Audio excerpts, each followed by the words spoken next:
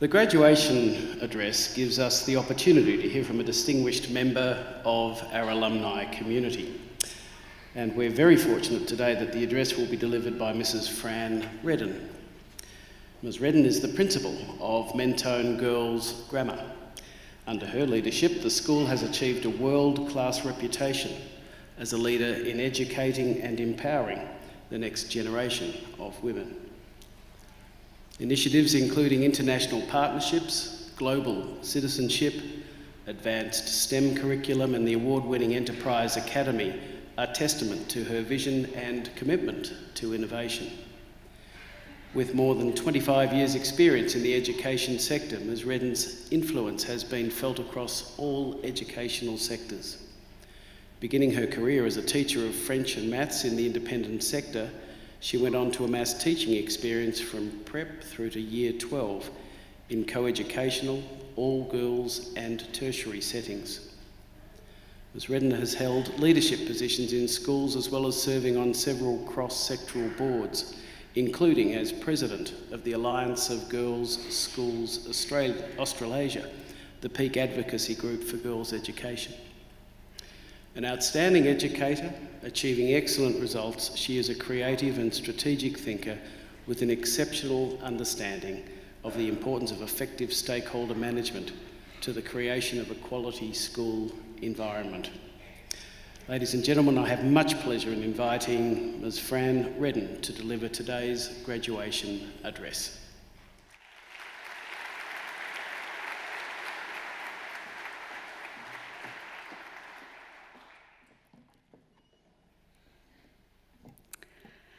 Chancellor Mr. Simon McKeon, Pro-Vice-Chancellor Major Campuses and Student Engagement, Professor David Kopolov, Interim Dean of the Faculty of Education, Professor Lucas Walsh, members of the faculty, ladies and gentlemen, and especially our new graduates, congratulations.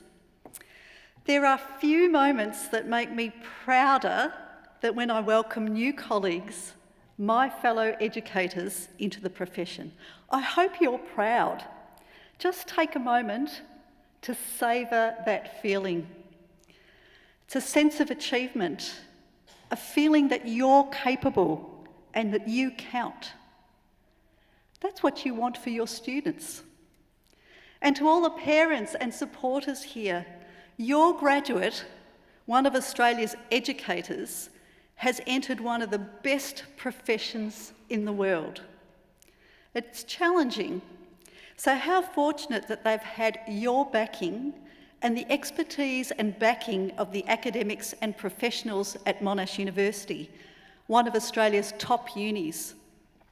Still today, I remember when I got my DipEd, Diploma of Education. I looked at my certificate in the beautiful Monash plastic cover. And I said to myself, I am a teacher. Wow. Not in a million years would I have predicted what lay in store for my future. It's given me opportunities to teach from prep to tertiary level. It's taken me all around the world, and it's shaped the person I am today.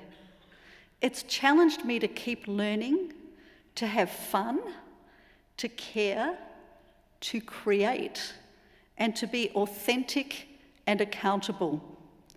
It's given me energy to make education my career, and I love it. My mum is 87 years old and still tells me stories of her time as a primary school teacher in the Catholic sector. We were at the same school, and at the end of the day, I'd go to her classroom, one that accommodated a small class size of 35, and I'd help her. I'd set up the notice boards, I'd do a little maths corner, a reading corner, I'd use all the teaching aids, and I'd have great fun making the learning environment one that I thought students would enjoy. She'd be at her table writing up her work program in a folder with careful and beautiful handwriting. And at the front of this folder, she had a saying: The secret of success in education is to love the children. Now, for a long time, I used to scoff at that saying. How sentimental.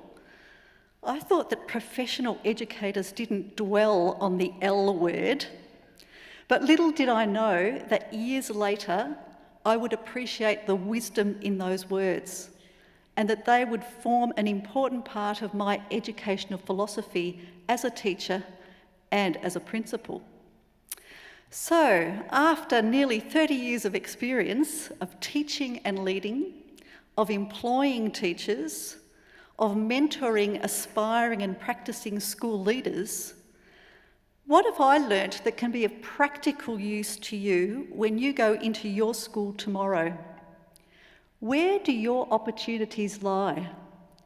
Where should you put your energy? Well, let me offer you Fran Reddan's 3 R's for a successful career in education: relationships, relevance, and risk. Education is about relationships. Whichever school you find yourself in, remember that a school is a community. It has its own unique culture, and its currency is relational. You have a great opportunity to develop the 21st century relational skills to engage with a diversity of students and colleagues, showing respect, understanding, listening, and collaborating with every human there. Whatever their age or culture, our young people seem to have a sixth sense about whether you want to build a genuine relationship with them, whether you're truly interested in them and their learning.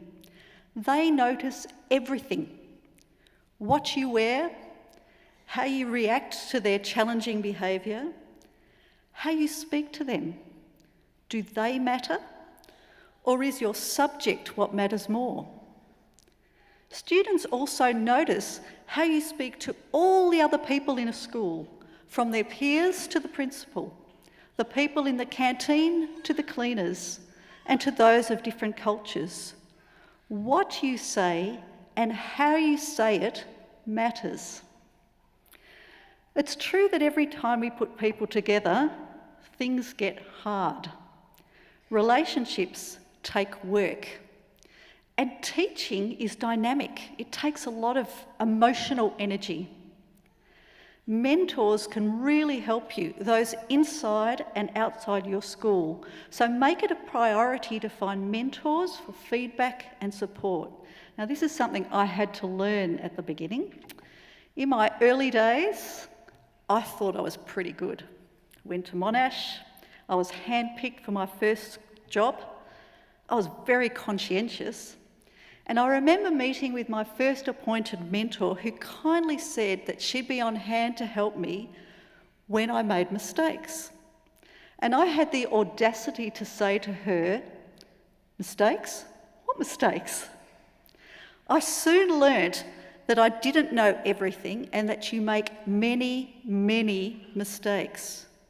In practical things, but perhaps more importantly, in how to communicate with others, in how your words and your actions are received, in how to deal with conflict. And this is the type of learning that continues throughout your whole career. Mentors in your subject areas are also vital to help you refine your teaching skills and keep you up to date in your disciplines. So connect with your professional associations as well and begin developing your networks.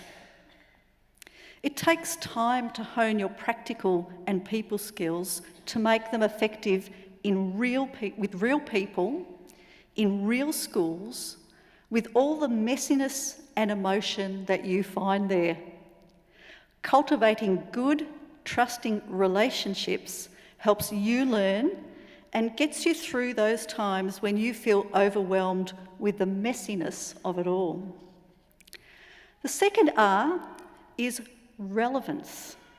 We are at a very exciting time for society and for schools.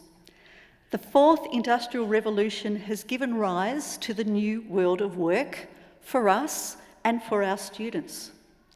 Robots and artificial intelligence are already changing the way we live and learn, and technology will amplify what we can do as humans.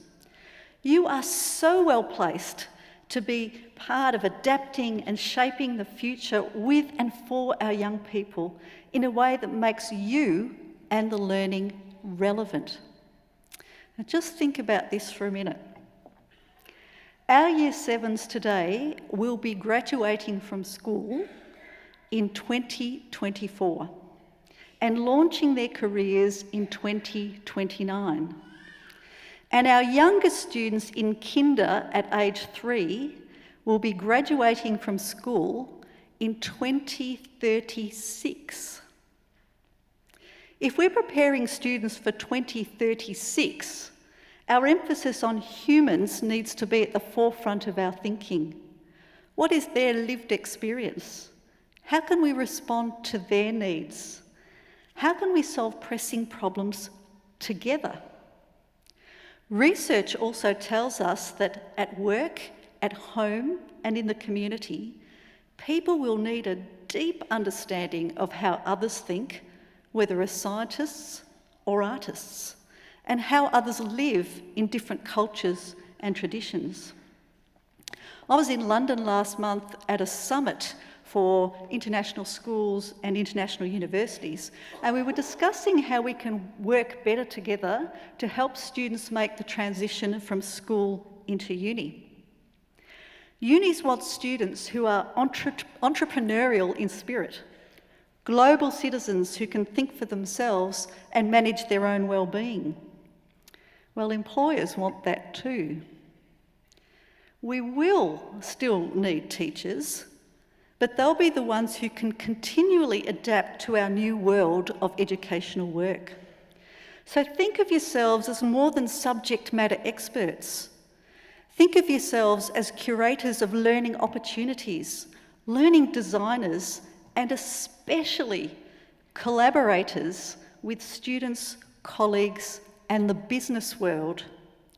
Your learning and exposure to education and other industries must continue. In your school, first show that you can keep pace, then consider how you can set the pace to meet the current and emerging needs and interests of young people. Be proactive and make learning relevant for your students and for you. To cultivate relationships and engage in a way that makes learning relevant, it takes intelligent risk, the third R. Now, I'm not talking about risk that involves physically dangerous acts. I'm talking about the sort of life-affirming risk that gets you out of your comfort zone. All learning involves risk for students and for us. Without taking a risk, we don't step out of our comfort zone and we don't learn. We dismiss new ideas. Instead of nurturing them, of suspending judgment for a while so that they have a chance to grow, we give in to our fears. Every day, teaching, innovation, and any leadership roles you may pursue involve fear. Fear of scrutiny, of accountability, of rejection, of failure, of success. We have different words for it: anxiety, overwhelm, nervousness, stress. It's fear that we can't handle what life throws at us. I say to my students and colleagues, if you're not scared, you're not learning enough. Our job is to help students take intelligent risk, engage with fear, and find a productive relationship with it. We all need a little nudge to step out of our comfort zone and confront our fears, and each time we do this, our confidence and our resilience build. So take a little risk every day, at school, at home, in a hobby. Feel the fear and do it anyway. One final tip I offer to you, and it's something I remind all my colleagues, and that is smile. Make a point of walking into school every day and smiling.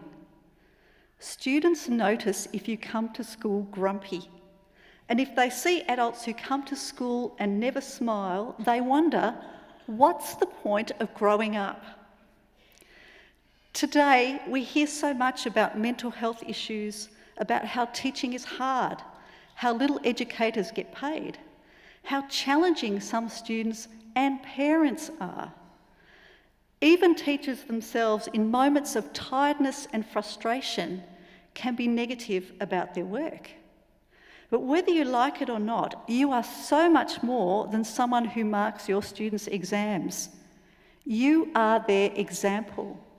You are the role model who can give them hope for now and for the future, not just through your passion for what you teach, but by who you are. So smile, and you'll feel better about your work too. So relationships, relevance, risk, and smile. President Barack Obama once said, "In the end, children succeed because somewhere along the way, a parent or a teacher instills in them the belief that they can, that they're able to, that they're worth it." Well, Fran Reddan and her 87-year-old mum say that in the end, teachers succeed because somewhere along the way, a parent or another educator instills in them the belief that they can, that they're able to, that they're worth it. You can do it. You can change lives, and it's so worth it.